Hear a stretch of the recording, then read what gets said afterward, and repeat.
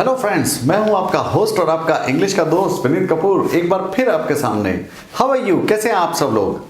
I hope आप जो मैं लेसन्स आपको जो चैप्टर्स दे रहा हूं उसकी लगातार न सिर्फ सुन रहे होंगे बल्कि प्रैक्टिस भी कर रहे होंगे, क्योंकि इंग्लिश स्पीकिंग में जो एक बहुत इंपॉर्टेंट रोल है वो है प्रैक्टिस का।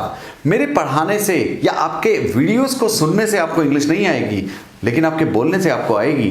तो खूब बोलिए, खूब गलतियां कीजिए। ओके, चलिए, अगर आपको याद हो दोस्तों, हम एक सीरीज चला रहे हैं क्वेश्चन वर्ड्स की। हमने आपको पहले क्वेश्चन वर्ड्स बताए, फिर क्वेश्चन फ्रेजेस बताए, फिर हमने एक खास लिया क्वेश्चन वर्ड हाउ और उससे आपको बहुत सारे फ्रेजेस बनाकर दिखाए। ओके, इसी तरह से हम अलग अलग कुछ क्वेश्चन वर्ड्स उठाएंगे और उससे आपको सिखाएंगे कि कैसे बनाते हैं हम उससे क्वेश्चन फ्रेज, क्योंकि जब क्वेश्चन फ्रेज बनता है तो उसके माने बदल जाते हैं। ओके, चलिए, आज की सीरीज में हमारा पहला क्वेश्चन फ्रेज है whom से।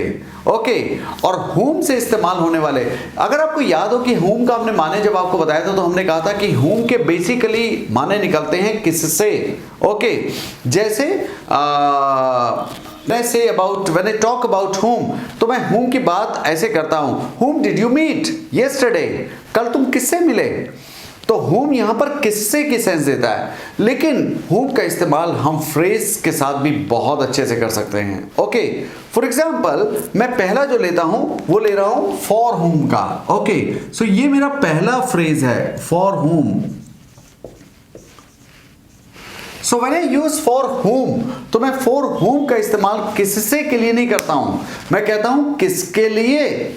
ओके, फॉर एग्जाम्पल मैंने आपसे पूछना है कि अरे आपने इतना सामान किसके लिए खरीदा, या आपने ये कपड़े किसके लिए खरीदे, आपके तो नहीं लग रहे। ओके, तो आप क्या बोलेंगे, for whom did you buy these clothes। Okay, so I am writing it here for you, for whom, और खूब बोलिए, खूब प्रैक्टिस कीजिए मेरे साथ साथ। For whom did you buy these clothes।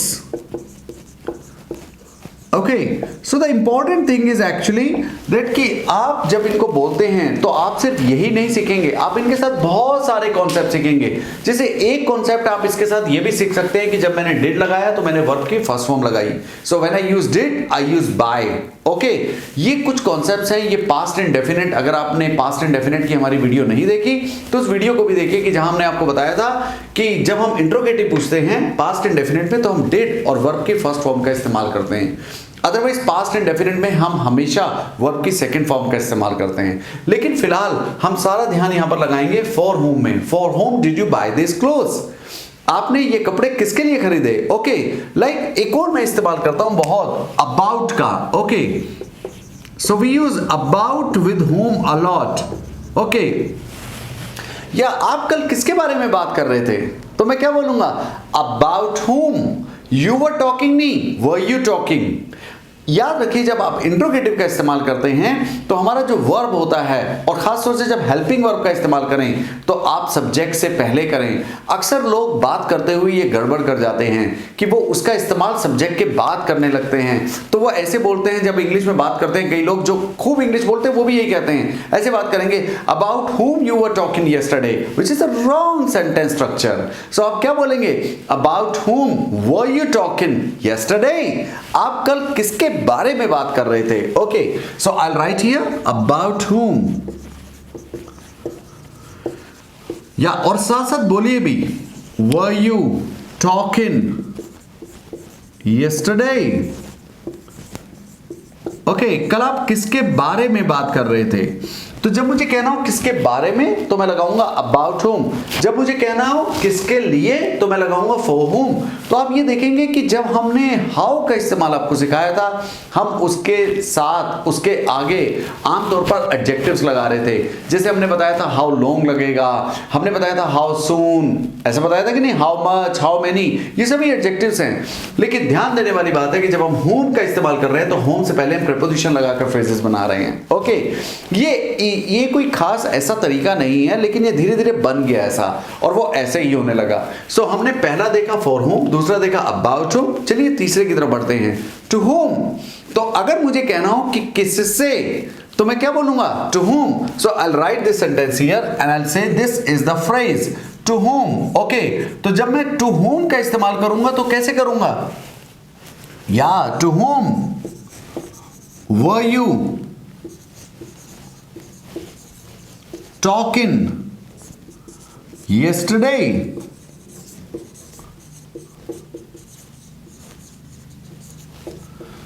कल तुम किससे बात कर रहे थे? यहां पर है किसके बारे में बात कर रहे थे, ओके। लेकिन यहां पर मैं क्या कह रहा हूं, किससे बात कर रहे थे। अच्छा दोस्तों, कभी कभी again this is a preposition, कभी कभी हम टुवर्ड्स का भी इस्तेमाल कर सकते हैं। जैसे towards whom were you indicating in your speech? Towards whom were you referring in your speech? हम टुवर्ड्स का भी बहुत इस्तेमाल कर सकते हैं, ओके। टुवर्ड्स के माने होते हैं के और, टू के माने होते हैं किससे, डेस्टिनेशन दिखाता है। टू डेस्टिनेशन प्रपोजिशन में और टुवर्ड्स डायरेक्शन दिखाता है, इसका याद रखिएगा। खैर, हमने यहां पर क्या लिया है, टू। फॉर, अबाउट, टू, एक और देख लेते हैं तो हमारा whom वाला चैप्टर लगभग खत्म हो जाएगा। वैसे तो बहुत सारे बन सकते हैं, मैं आपको बता रहा हूं जो बहुत कॉमन है। तो एक और ट्राई करते हैं, विद, ओके। किसके साथ, तो इनको खूब फ्रेजेस में इस्तेमाल कीजिए, ओके। तो जब मैं बोलूंगा विद whom, तो इसका मतलब क्या होगा, विद whom, किसके साथ, with whom do you practice English? आप इंग्लिश का अभ्यास किसके साथ करते हैं, यानी इंग्लिश की प्रैक्टिस आप किसके साथ करते हैं। तो आपने दोस्तों देखा कि हमने 4 फ्रेजेस, हमने आपको हाउ के बहुत सारे फ्रेजेस बताए थे और इसी तरह से हमने 4 फ्रेजेस इसके बताए हैं जो whom वाले हैं। तो अगर आपको एक बार हम रिवाइज करके बताएं तो आप देखेंगे कि हमने फॉर whom का इस्तेमाल ऐसे किया है, ओके। यानी कि फॉर whom किसके लिए, तो यहां पर अगर मैंने आपको लिखकर बताना है तो आप यहां पर लिख सकते हैं फॉर whom मैंने किसके लिए, अबाउट whom मैंने किसके बारे में, ओके। टू whom मैंने किससे, so you can write it down in your notebooks, आप इनकी हिंदी भी लिख सकते हैं। टू whom मैंने किससे, और ये स्ट्रक्चर्स ऐसे हैं जो आपको बहुत काम आएंगे। तो मेरी तो राय ये है कि आप इनको खूब बोलिए और इनसे डिफरेंट स्ट्रक्चर भी बनाइए। विद whom मैंने किसके साथ, ओके। विद whom मैंने क्या होगा, किसके साथ, आप प्रैक्टिस किसके साथ करते हैं, तो आप इन सब को इस्तेमाल कर सकते हैं। एक चीज और ध्यान रखिएगा, मैंने जानकर आपको इसमें कुछ चीजें डाली हैं जो आपके बहुत काम आएंगी। जब आप क्वेश्चन वर्ड्स बनाते हैं तो आप याद रखिएगा कि उसमें एक कॉन्सेप्ट भी है जो हमने एक उसमें आपको बताया था कि एक कॉन्सेप्ट होता है, इसको बोलते हैं क्वाज्म, ओके। हम आपको विस्तार से बताएंगे, उसको एक्सप्लेन करके ही बताएंगे। लेकिन अगर आप ध्यान से देखें तो मैंने एक इसमें चुपचाप एक कॉन्सेप्ट का इस्तेमाल किया है। ये रहा हमारा क्वेश्चन वर्ड, इस जगह पर ये क्वेश्चन फ्रेज है लेकिन मैंने इसको लिखा QU, ओके। ये हमारा ऑक्सिलरी वर्ड है, इसको बोलते हैं ऑक्सिलरी वर्ड यानी हेल्पिंग वर्ब। ऑक्सिलरी को ही हेल्पिंग वर्ब बोलते हैं। उसके बाद हमारे पास क्या आया, सब्जेक्ट। क्या आया हमारे पास, सब्जेक्ट। और उसके बाद हमारे पास क्या आया, मेन वर्ब। तो ये बहुत खूबसूरत कॉन्सेप्ट है जिसको आप खूब प्रैक्टिस कीजिए जब जब आप इंग्लिश बोलने की कोशिश करें, और खास तौर से जब आप क्वेश्चन वर्ड्स के साथ या क्वेश्चन फ्रेज के साथ इंट्रोगेटिव सेंटेंसेस को बनाते हैं। इनके बहुत सारे और तरीके हैं, जैसे एक क्वाज्म है, एक ASM है, बहुत सारे कॉन्सेप्ट, इसमें वेरिएशंस भी बहुत सारी हैं। लेकिन अगर आप ध्यान से देखेंगे तो सब जगह आपको यही दिखेगा, ओके। ये एक बहुत कॉमन है, तो इसलिए मैंने सोचा कि मैं आपको इनसे बनाकर दिखाऊं। तो देखिए मैंने इनसे आपको बनाकर, तो आप ये कॉन्सेप्ट भी इसी के साथ साथ सीख सकते हैं, ओके। सो सब जगह आपने क्या करना है, पहले क्वेश्चन वर्ड डालेंगे या क्वेश्चन फ्रेज डालेंगे, उसके बाद ऑक्सिलरी यानी हेल्पिंग वर्ब डालेंगे, उसके बाद सब्जेक्ट डालेंगे और उसके बाद मेन वर्ब डालेंगे। सब जगह अगर आप इसको प्रैक्टिस करेंगे तो आप देखेंगे कि आप क्वेश्चंस को ठीक तरह से बना पा रहे हैं, चाहे वो प्रेजेंट कॉन्टिन्यूअस में है, पास्ट इंडेफिनिट में है या प्रेजेंट इंडेफिनिट में है। मेरे नीचे वाला सेंटेंस अगर आप देखें तो ये प्रेजेंट इंडेफिनिट में बनाया है मैंने, लेकिन प्रेजेंट इंडेफिनिट ये है, पास्ट इंडेफिनिट ये है। इनकी पहचान किससे होती है, इनके हेल्पिंग वर्ब से। यहां पर हेल्पिंग वर्ब है डिड, तो यहां पर हेल्पिंग वर्ब है वर, और हेल्पिंग वर्ब वर है तो यहां पर क्या लगा है, main verb ING, past continuous है कि नहीं। और अगर मैंने लगाया डू तो इसका मतलब मेरा ये प्रेजेंट इंडेफिनिट है। तो अगर यहां प्रेजेंट इंडेफिनिट है तो ये वर्ब की फर्स्ट फॉर्म है, ओके। ये प्रेजेंट इंडेफिनिट है। लेकिन फिलहाल आज का जो वीडियो था वो था आपके लिए एक नए क्वेश्चन फ्रेज को बताने के लिए, ओके। उम्मीद है आपको ये पसंद आया होगा। अगर आपको पसंद आया है तो इसकी खूब प्रैक्टिस कीजिए और लोगों को भी इसके बारे में बताइए। देखिए मेरा मकसद है मैं नॉलेज को आप तक पहुंचाऊं, और आपका मकसद क्या होना चाहिए, इसको आगे बढ़ाएं। नॉलेज की जो करंट है वो रुकनी नहीं चाहिए, उसकी धारा उसका प्रभाव, फ्लो, वो रुकना नहीं चाहिए। जो रुक गया तो वो सड़ता है, तो उसको सड़ने मत दीजिएगा, ताज़ा रखिएगा। यही मैं कर रहा हूँ, मुझे किसी ने दिया, मैं आपको आगे बढ़ा रहा हूँ, मुझे मेरे टीचर्स ने सिखाया, मैं आपको सिखा रहा हूँ, आप किसी और को सिखाइए।